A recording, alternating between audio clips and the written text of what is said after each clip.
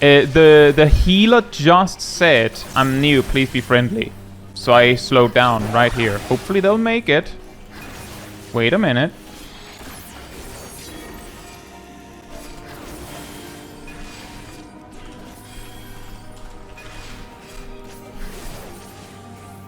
Welcome back to the Mentor Roulette grind, and this time, due to an observation from me of an increase in lower level duties in Mentor Roulette, we're playing Gunbreaker. And, well, we've got a lot of variety in duties, I guess, in a way, we really got to show off how strong Gunbreaker is at dealing with such a varied set. That said, for duty 1, we went to Sohm all hard. The final boss is actually quite interesting, and if it had more health and maybe did slightly more damage, could quickly become a brutally challenging fight. For starters, its deadly thrust Tankbuster actually does a very relevant amount of damage. Its flying press mechanic also could become truly a problem if the fight continued for longer. What it does is, at the least the first time it is used, it significantly shrinks the arena, while also dropping a persistent AoE on the arena.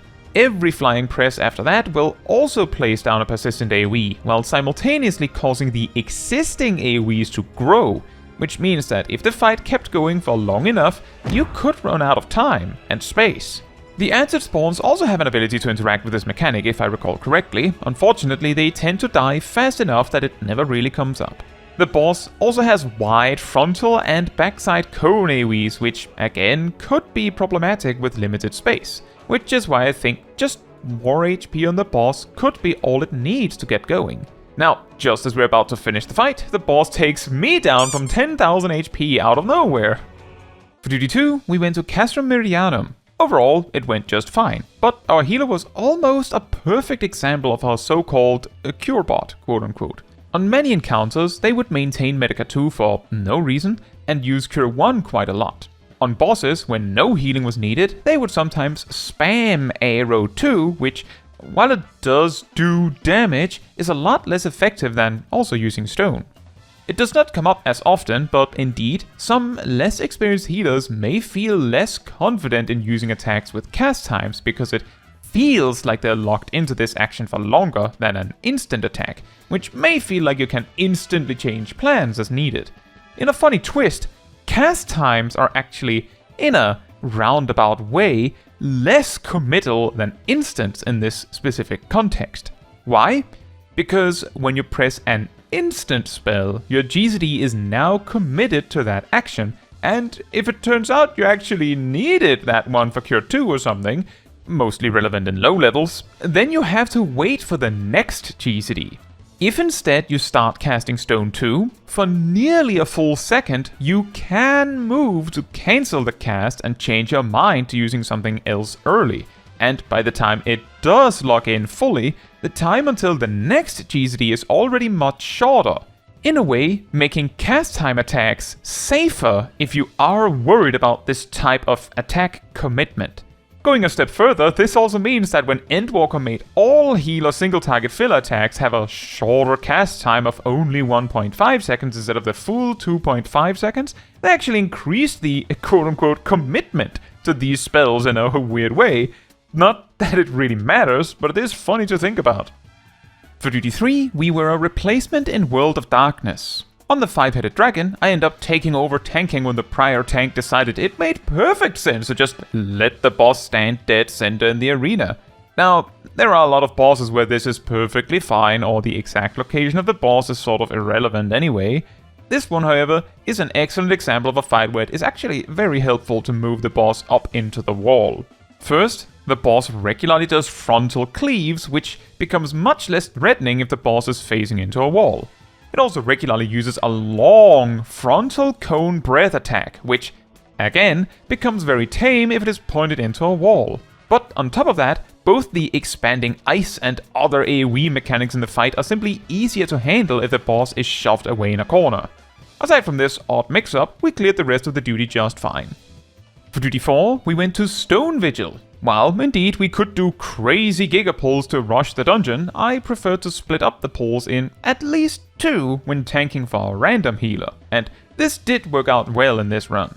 A neat trick for both the first and last boss of the dungeon, although significantly more helpful for the first boss, is that the frontal cone Tankbuster breaths these bosses use can be dodged. While tanking the boss, position yourself as close as you possibly can to the boss, like way up under it. When you see the breath cast start, you immediately slam forward to run behind the boss before the breath snapshots. As the cast is incredibly short, it only works if you move exactly on time. It is also possible to dodge the attack by running away, but due to the super short cast time, means it only really works if you're already actively running away when the cast starts. So in a normal dungeon party, it isn't really very helpful. You don't really need this kind of strategy to beat the bosses, but they can be funny party tricks, and they are kinda necessary to solo the dungeon synced with Warrior. For Duty 5, we went to Turtle Lullaby, and the guild test goes just about as you'd expect. For Duty 6, we went to Vanaspati. For this one, I have both a Gunbreaker tip and a tip for this specific dungeon. For the Gunbreaker tip, in this level range, Aurora has 2 charges, and as the charge time is only 60 seconds, you can pretty reliably use Aurora at least once per AoE pull. I'm mostly mentioning this because if you play multiple tanks, it can be a lot easier to forget that Gunbreaker has this particular advantage, and Aurora also happens to be pretty potent. The second tip, more specific for this dungeon, is that for the 2 big chicken monsters near the end of the dungeon, killing either one of them causes the final pack to spawn, so single targeting one can lead to a faster clear of the pull in general. Of course, this party was really solid, so we pushed through the whole dungeon very reliably. For Duty 7, we went to Urth's Fount, Odin, with Lechor as our co-tank. First, once again, a reminder that Aurora is kinda crazy potent at this level. Aside from this, remember that Odin regularly applies an attack speed slow around 3 random players, so you should aim to be spread out from other players as possible.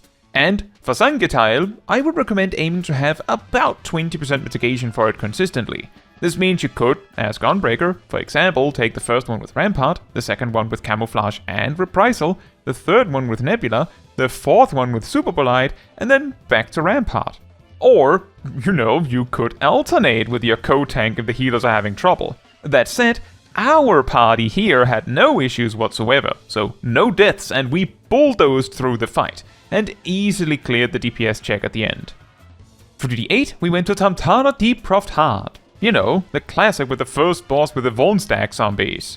However, from the tank point of view, as long as you don't try to tank the zombies, there isn't much to talk about on this fight from the tank perspective. There is something to talk about for the packs before the second boss, and that boss itself. There are 3 coffins that need to be interacted with to move on to the boss. Whichever player interacts with a coffin will get stunned for a few seconds, which may prevent them from avoiding the AoE fear that the ambushing mob casts, further stun-locking them. However, the fear happens just long enough after the initial stun that they can stun the fearing mob if all else fails.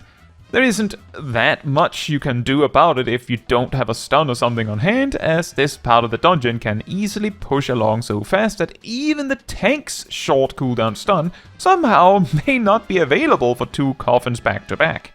Now, for the boss itself, the more damage the Lalafell in the center of the arena takes, the stronger the boss becomes. The Lalafell can end up taking damage through frontal cleave from the boss, or from the void fields the boss can put down, or the one that requires the most active interaction in the fight, by the orbs exploding on or near the Lalafell, requiring the party to intercept the orbs.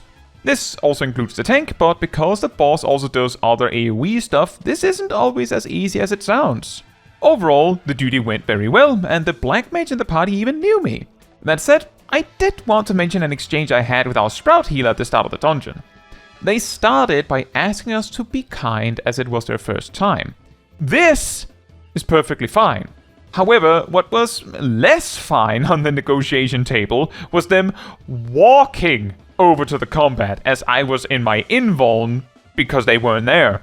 So I told them outright that sure, I would pull less to give them a chance, but that they would, as a price, have to run. And they indeed did. And we did not need to address this again for the whole dungeon. For Duty 9, we went to Underkeep. Overall, it went really well, so the main thing I would like to talk about on this one is the final AoE pull with the motorcycle mob. Now, I don't demonstrate it here as it is something I was made aware of after this run, but as the motorcycle always dashes to the closest of the two spots it may choose to dash to before doing its large line AoE, simply dragging it to the spot can make things a lot easier, as the entire party can trivially already be in safe spots for it if the stun doesn't properly stop it from doing it. It also means it doesn't split from the rest of the AoE pool if it does manage to dash away. Another tip is that with clever positioning, you can easily have full uptime on the final boss for the whole fight as a melee, although I guess that one might be pretty intuitive. For duty 10 and 11, we went to the Bugman himself. And in both cases, not much happens, as all we can really do as Gunbreaker is make sure to use no mercy and get in as many GCDs as possible as fast as possible and get out of there. Quick 2 clears. For duty 12, we went to Marble in the Bubble Bath. I've previously been advised that this fight can be even easier and safer if you move the Marble away from the starting location. However, in my experience, this slightly increased the total length of the duty, also increasing the probability that the rotten jams do something, and as long as the party is focusing the Marble, just engaging it as fast as possible is probably the most effective approach, honestly. For duty 13, we went to Aetherfont as an instant replacement. Weird. The party was very solid though, so we rushed through very reliably. A reminder to myself here is that after the first boss, I seemed to largely forget entirely that Aurora existed. Perhaps because of no need, but still. On the second boss, I also ended up getting hit by several mechanics simply because I was being impatient. Although, I was also a bit surprised by the rather unusual snapshot timing of these mechanics. Due to all the jumping around on this boss, it can be quite difficult to maintain your uptime if your GCD happens to align inconveniently, and sometimes your options boil down to letting the GCD drift a bit, or relying on ranged attacks.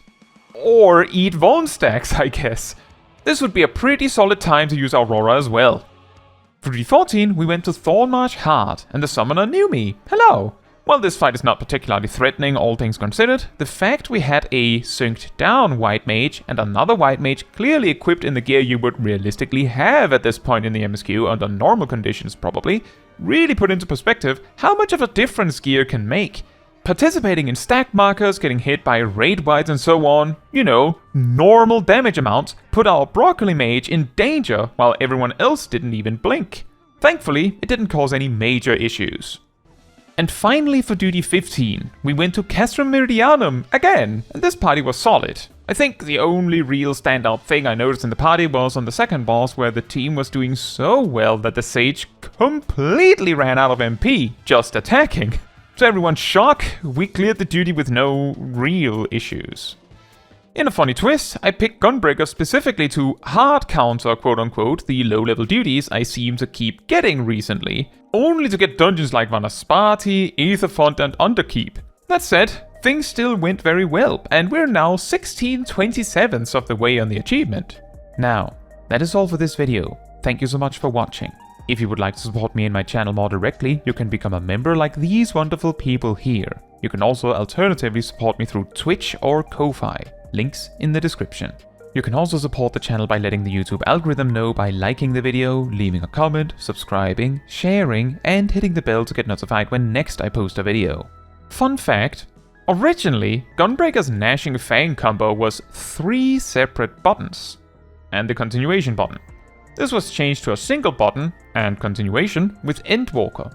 Additionally, originally continuation's only purpose was to interact with the Gnashing Fang combo, but so far in Dawntrail, it also interacts with Burst Strike and Faded Circle, meaning the only cartridge spender that doesn't interact with continuation, at present, is Double Down.